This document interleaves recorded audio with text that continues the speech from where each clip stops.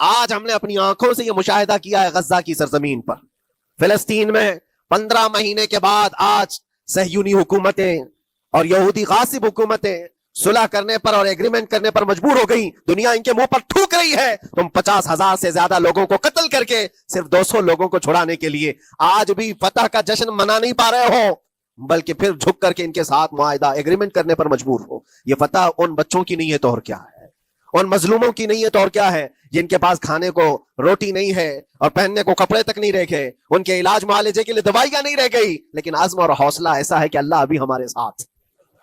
میرے عزیزو، ان کے توکل اور ان کے عزم کے متعلق یہ صرف اور صرف اخبار کی باتیں نہیں ہیں، سوشل میڈیا کی باتیں نہیں ہیں. مخبر صادق رسول کریم صلی اللہ علیہ وسلم نے 1400 سال پہلے ہی بشارت دی تھی. اللہ کے نبی صلی اللہ علیہ وسلم فرماتے ہیں کہ دمشق کے ابواب یا پھر بیت المقدس کے آس پاس رہنے والوں میں ایک جماعت ہمیشہ قیامت تک ایسی رہے گی جو حق کے لیے لڑتی رہے گی.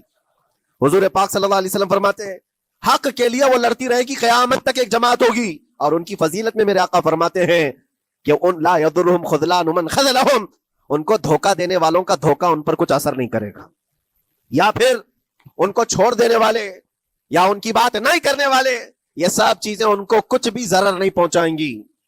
میں اس سے قبل اسی مسجد میں آپ کے پاس اس حدیث کو دہرا چکا ہوں، بیان کر چکا ہوں. اللہ کے نبی صلی اللہ علیہ وسلم فرماتے ہیں ان کو کوئی چیز نقصان نہیں پہنچائے گی، دھوکہ دینے والوں کی دھوکہ دڑی ان کا کچھ نقصان نہیں پہنچائے گی. آپ ہو سکتا ہے سوال کریں، عمارتیں ٹوٹ کر راکھ میں بدل گئیں، ہزاروں بچے قبروں میں سو گئے، کتنی عورتیں بیوہ ہو گئیں، کتنوں کے گھر اجاڑے گئے، کتنوں کے ہاتھ پیر توڑے گئے ہیں، بمباری میں وہاں پر کون صحیح سلامت رہا؟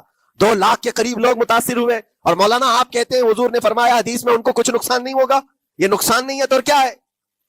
ہو سکتا ہے آپ کے ذہن میں یہ سوال گردش کر رہا ہو، آپ بار بار یہ سوچ رہے ہوں گے اللہ کے نبی نے فرمایا ان کو کوئی چیز نقصان نہیں دے گی، دھوکہ دینے والوں کی دھوکہ دڑی سے ان کا کچھ بگڑے گا نہیں.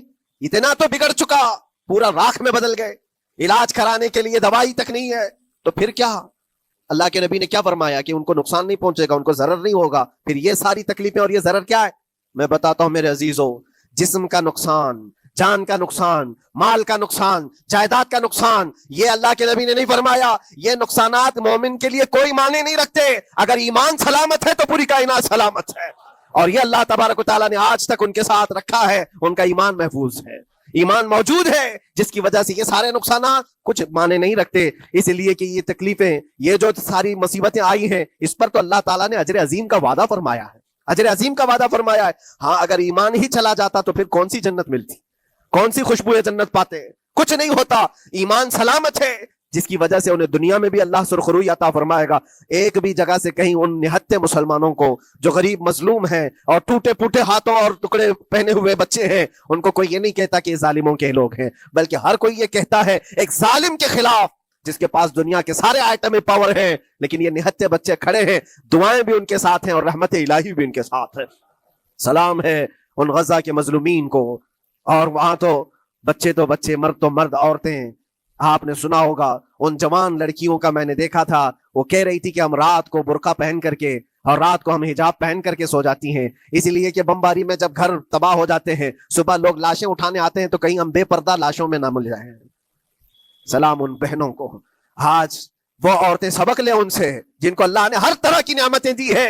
تمہارے گھر میں جائیداد بے پناہ ہے، مال و دولت بے پناہ ہے، کپڑے روز بدلنے کے لیے تمہارے پاس ہیں، سب رکھ کر کے تم عورتوں کو، آج ہم بازاروں میں جو بے پردہ دیکھتے ہیں، یہ شادی محلات میں ہر جگہ جو عورتوں کی بے حیائی اور بے پردگی دیکھ کر پھر میں سوچتا ہوں سلام ان بہنوں کو جو موت کی رات بھی حجاب ہٹانا نہیں چاہتی، اس لیے کہ دنیا سے جائیں تو اللہ کی بارگاہ میں حجاب کے ساتھ جائیں. یہ ایمان ہو تو پھر اللہ تبارک و تعالیٰ کی مدد بھی آتی ہے، نصرت الہی آتی ہے. مجھے بتاؤ میرے عزیزو، 50,000 کا خون کر دینے والا وہ ظالم اور غاصب اسرائیل، وہ اپنے 200 قیدیوں کو چھڑا کیوں نہیں سکا؟ وہ حاصل کیوں نہیں کر سکا 200 لوگوں کو؟ بلکہ ان میں سے 5 لوگوں کو کیوں نہیں حاصل کر سکا؟ 50,000 کو قتل کر ڈالا، اور وہ بھی سیویلینز کو، شہریوں کو، جن سے تمہارا مقابلہ ہے. ان کی موت کی تو کوئی خبر ہی نہیں آتی. جو تم سے برسر پیکار ہیں، جو لڑ رہے ہیں، ان کے موت کی خبر نہیں آتی. بچوں کی موت، عورتوں کی موت، ہاسپٹل میں موت، یہ سارا جو ناچ دیکھا گیا ہے 15 مہینے سے ہم دیکھتے آئے. لیکن افسوس اس بات کا ہے میرے عزیزو، اللہ کا عذاب ان ظالم بادشاہوں پر بھی آئے گا جو ان کی موتوں پر دیکھ کر تماشے کر رہے ہیں. وہ اپنی عیاشیوں میں مصروف ہیں، وہ اپنے عیش قدوں میں شراب نوشی اور کباب خوری پر مصروف ہیں. اور ان بچوں کی تڑپتی ہوئی لاشوں پر وہ اپنی کرسیاں سجائے بیٹھے ہیں. وہ عرب کے ظالم بادشاہ کہاں ہیں جن کے گھروں میں سونے کے ٹوائلٹ بنائے گئے ہوں, جو سونے کی کرسی پر بیٹھ کر کے حکومت اور تخت بچھاتے ہوں؟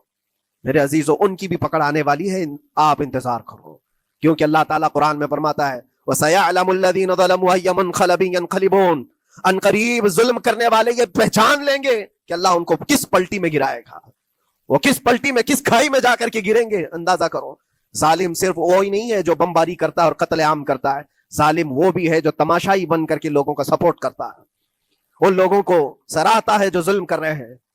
افسوس کا مقام ہے, وہ چیختے رہ گئے, چلاتے رہ گئے, اور پھر اخیر میں وہ بچوں نے پکار کر کے یہ بھی کہا ہمیں کسی جگہ سے مدد کی امید نہیں ہے, نہ ہمارے پڑوسی ملک سے, نہ کسی بہت بڑے مسلم بادشاہ سے, ہمیں امید ہے فتح کی اور مدد کی تو پروردگار عالم سے ہے.